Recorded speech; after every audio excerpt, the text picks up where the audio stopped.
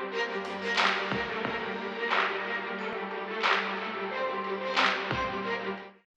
everyone, welcome to Online Darts. We're still in Zoom, but hopefully for not much longer. And we've got PDC Chief Exec and new Matchroom Multisport Chairman, Matt Porter. Matt, congratulations.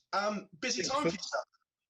Yeah, I mean, it's the evolution, I suppose, with Barry stepping down as chairman from the numerous posts that he holds, and you know, we had a divvy up, if you like, and we've moved things forward. So it's something I'm really excited about. Multisport's pretty much where I started at Matchroom back in the early 2000s with the pool and the temping bowling and Fisher Mania and all those fantastic events that people either love or haven't got a clue about, and I'm looking forward to doing bits on them. But my primary role will remain on the darts, and that there's a great team running Multisport, as there is with the PDC. So hopefully we can just keep things ticking along and moving forward.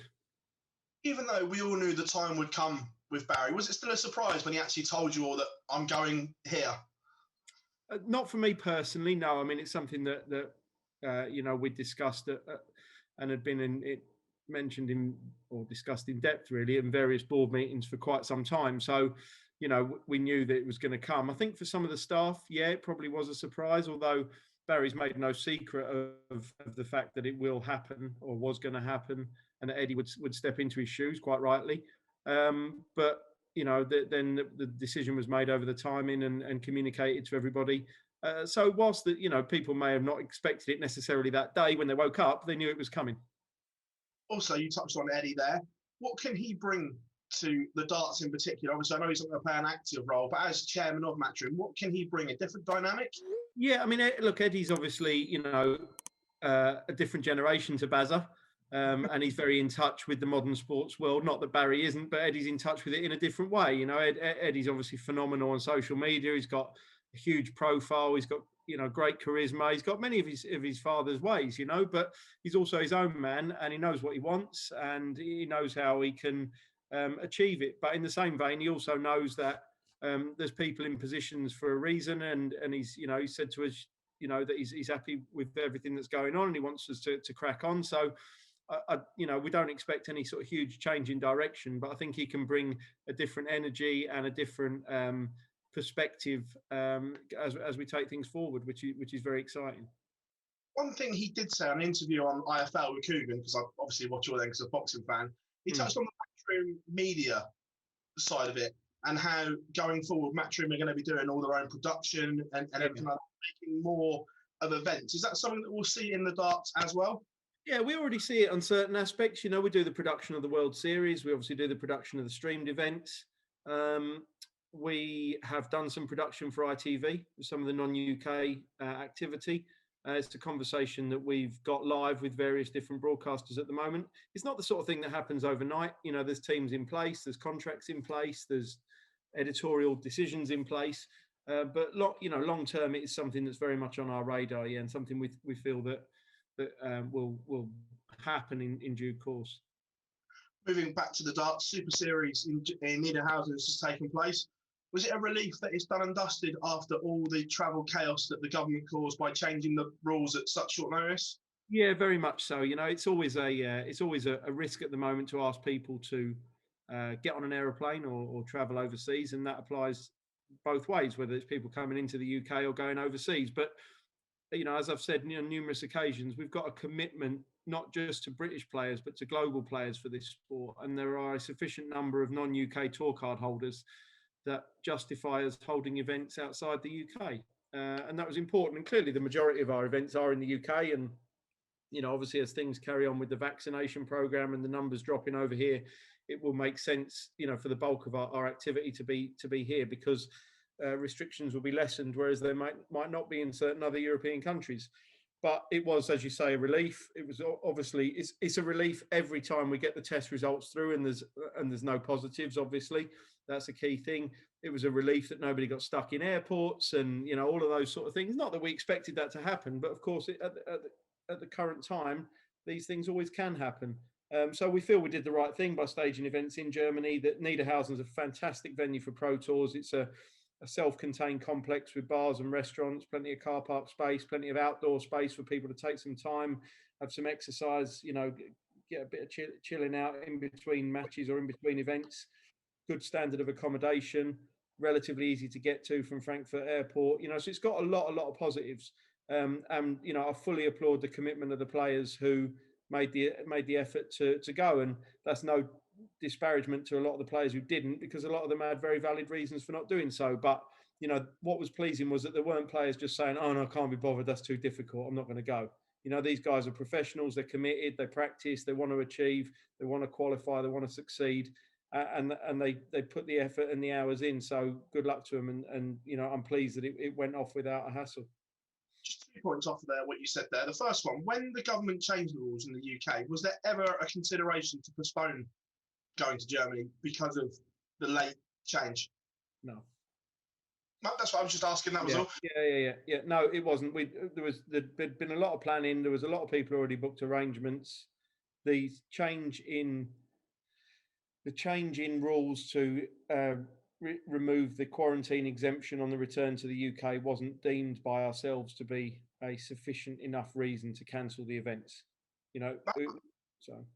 No, that's fine.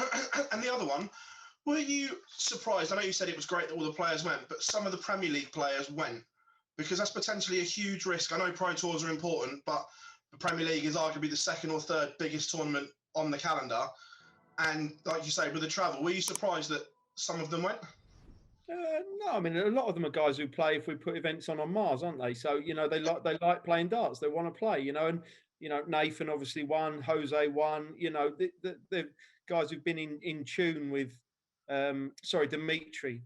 So the guys who've been in tune with what's been their arm. They've been playing recently, so they obviously felt confident enough to go. It doesn't suit everybody, so I understand why some players didn't go, and I've got no problem with that whatsoever. Personally, I don't think I've ever criticised the player for not playing in a Pro Tour event. It's entirely their prerogative. They know the consequences in terms of the potential loss of rankings and stuff like that. It's up to them. I mean, we knew it was a safe environment in Niederhausen, so there was no issues there. Once they were in, everything was going to be okay. And I guess they just had to manage their travel in a manner that made it safe. I completely agree. Premier League, we haven't really spoken since that fateful Sunday.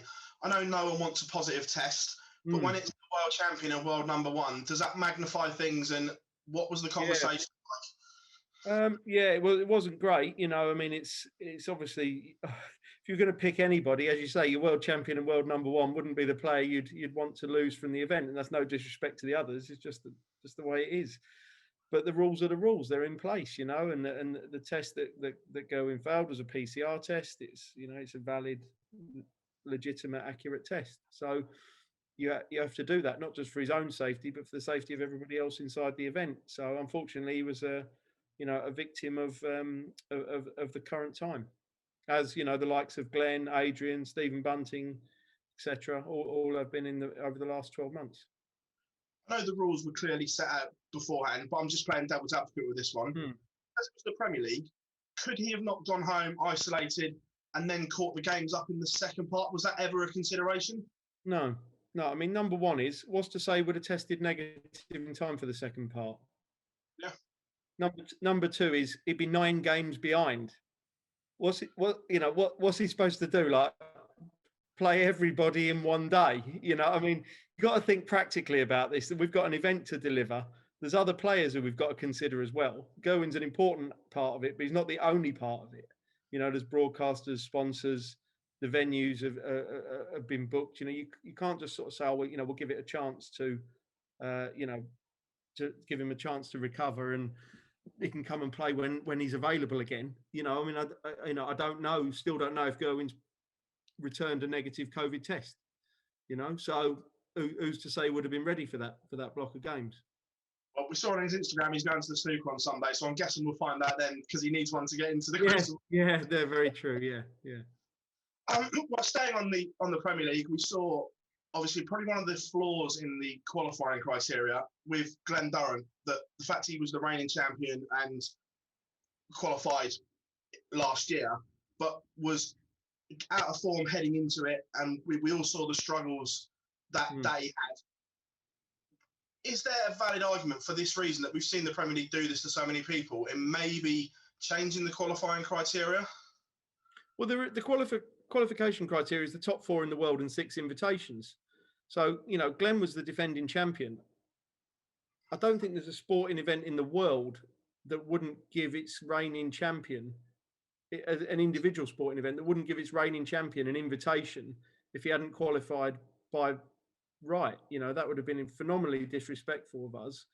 There was no suggestion that Glenn was going to lose 9 games out of 9. He was out of form, but, you know, we weren't to know that he was going to come in and struggle in the manner that he did. And clearly nobody likes seeing that. And, we've been in touch with Glenn and with his management and to make sure that, you know, he's okay. And I know that he's very conscious of the fact that he's not delivering to the standard that he wants to deliver to. And he's working very hard to put that right. And Glenn is an absolute consummate professional who will try, you know, everything that's professionally possible to get himself back to the standard he wants to be at. And we will support him as much as we can in that way. Nobody enjoys watching somebody struggling in that manner, you know, but I think to have suggested that we would have just left him out in case he really struggled would have been very, very disrespectful to somebody who, you know, 10 months and not even 10 months, whatever it was, 8 months ago, lifted the trophy and the winner's check. Yeah, no, I agree. I was just picking up on things that are said on social media. Yeah. People want to ask and things like that. But no, cool. Yeah. No, we'll always answer. Yeah, that's why people like me talking to you, because there isn't anything that's ever hidden. Staying on the Premier League, a lot of cryptic clues, shall we say, potentially from the PDC Twitter over the last few days. The last block in Milton Keynes, is there any good news you can give people yet? Well, when's this interview going out? I can hold it for you if you want to give us. Okay, so by the time this interview's gone out, you'll have seen that we've put tickets on sale for the last 5 days. Yeah, we will be going on sale for the last 5 days next week, which is phenomenal news. It's the best news we've had. You know, I would say this is better news than when we had it for Ali Pali. Because back then at Ali Pali, there was always that second wave fear and there was really strong restrictions and stuff like that. This time there's still restrictions, but there's a light at the end of the tunnel now. You know, we feel that this is part of the pathway towards what you and I have discussed in previous interviews about Blackpool back to normal. You know, we really feel this is an important step on that path. We've seen it at other sporting events. We've seen it at Wembley. We've seen it at the Crucible. You know, we'll probably see it at Premier League football in the next couple of weeks or so. So it's it's great for us. It's great for our fans. You know, Milton Keynes is a relatively centrally located venue with good transport links. So hopefully people, you know, who've missed their live darts will feel the desire to to get in their car or get on the train or whatever and go to Milton Keynes and see the end of the Premier League. It'll be the best part of 1,000 tickets for each of the last 5 nights, Monday through to Friday. So, you know, hopefully we'll be able to step. I can only imagine how excited I'd be if I was a player now to hear that, you know, because they must be. And I don't tend to go into the bubble, into the red zone, because there's not a lot for me to personally do in there. So I haven't really interacted with the players a lot in recent weeks, apart from a few text messages and stuff like that, the odd conversation where I've waved at them from 5 meters across a barrier or whatever. But if I was a player now, one of those 8 guys who's left, I would be so excited about the prospect that, yeah, okay, I could go and win the Premier League, but I can go and win the Premier League in front of fans again. You know, that must be, all right, it's not a full arena with, you know, like the O2 or whatever, but it doesn't matter. You know, there'll be people there cheering, and that is so important for our sport. That changes the complete dynamic of the Premier League, I think, as well, because we've seen players struggle massively without those fans. And I think that has a huge bearing on potentially who now wins this Premier League, because the dynamic switches. You might well be right, yeah. And, you know, only time will tell. I know there's been a lot of speculation about would certain players have done this or certain players have done better or worse or whatever. If the crowds had been there, we'll never know that answer. But as you say, now we will see the 2 sides of the coin. So it's phenomenal news for everybody associated with the event and the sport. Your office must have been absolutely buzzing when you had the confirmation that you could do it. Yeah, I mean, you know, we're not really in the office too much, but the WhatsApp chat was, was definitely lifted up a level. So the lads are working hard on all the announcement and the details and everything like that. So it's going to be great, and it will give everybody a lift. Off what you said there as well, the roadmap to Blackpool, if this all goes well, are you still more than confident that Blackpool, the Winter Gardens, will be normal? Yeah, I mean, I hope so, and it's kind of going to have to be, isn't it? Because you just can't socially distance in the Winter Gardens. You can dress it up however you like. You can't stay away from people in there. You know, it's the only venue left. We still have standing tickets. I mean, how are you supposed to say to what we're going to do? Put tape on the floor and say you got to stand in a box? You know, it's got to be back to normal by then. I know that football organisations are planning for their leagues restarting next year with full crowds and stuff like that. So that's around the same sort of time. There's obviously Wimbledon tennis and cricket over the summer as well. We'll see what's happening elsewhere, but really still got everything crossed about Blackpool being back to normal. And don't forget, there's still 10,000 people out there with tickets from last year's event who, haven't taken their refunds. They're obviously desperate to go, and they'll be wanting it too. After 15 long months, this must be the biggest relief you've had, arguably, in your professional career. It's not a relief yet because we haven't done it. It'll be a relief when we've done it, but it's one of the biggest positives we've had, certainly, if not the biggest positive of 2021 and the vast majority of 2020. So, ask me again this time in a month's time. We'll be at the end of it. Hopefully, we'll have had a champion on that stage with 1,000 fans cheering his name, and then it will be a relief. Yeah. Just staying on the course here, because it sort of like flows. People asking about the calendar and everything like that. I know you've said you've got it penciled in and everything that needs to be.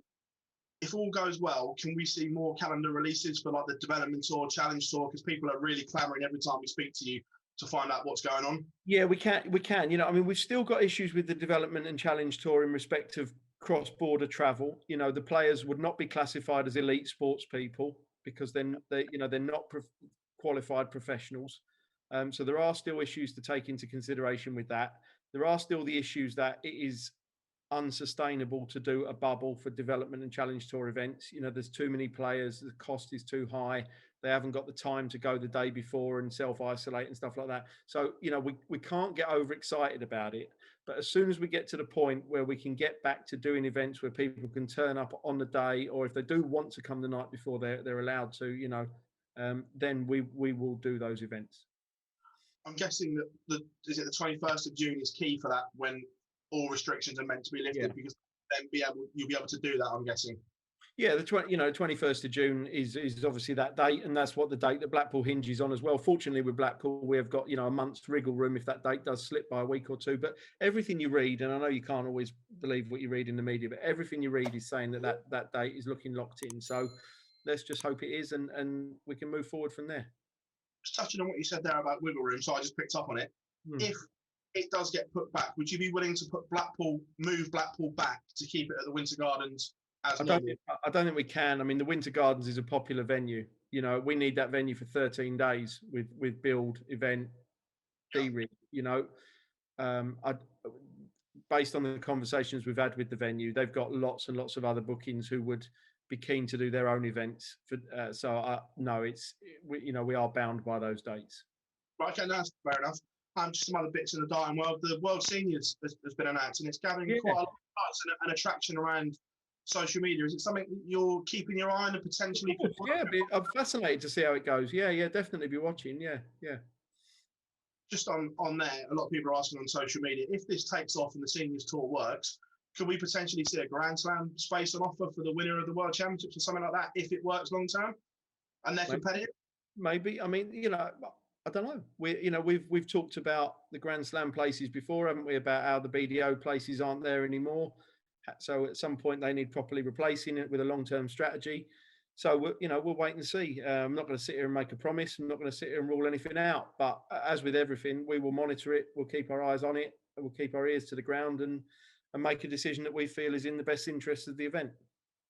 Touching on what you said about long-term strategy, I'm guessing this year it's going to be mainly probably an all PDC field with qualifiers again, because there probably isn't the rankings from other organisations for you to take from. Yeah, I mean, I think that there's bits and pieces happening. We've had some contact with Steve Brown. We've had some contact with UKDA, some contact with the WDF.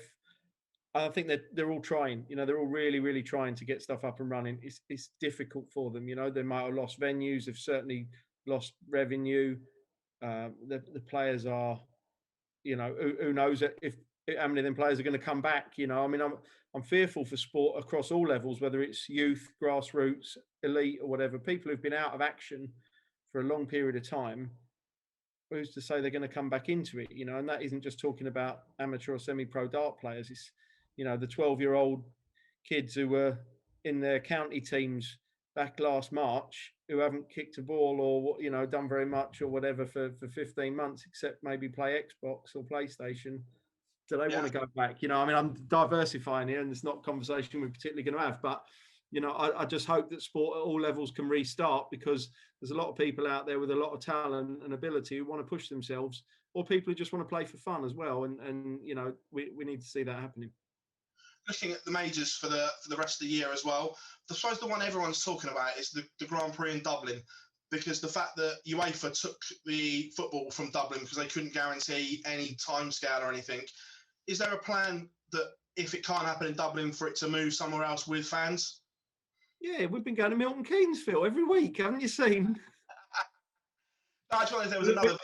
We're in contact with the City West on a regular basis. Still early, still 5 months away, that event. So, you know, we're still hopeful, stroke confident, and nothing's secured yet. But we will give that every chance of being played in Ireland. No, that's great, Matt. Thank you very much for your time as always. Massively appreciate the support that you give. No problem at all. Thanks very much. Thank you.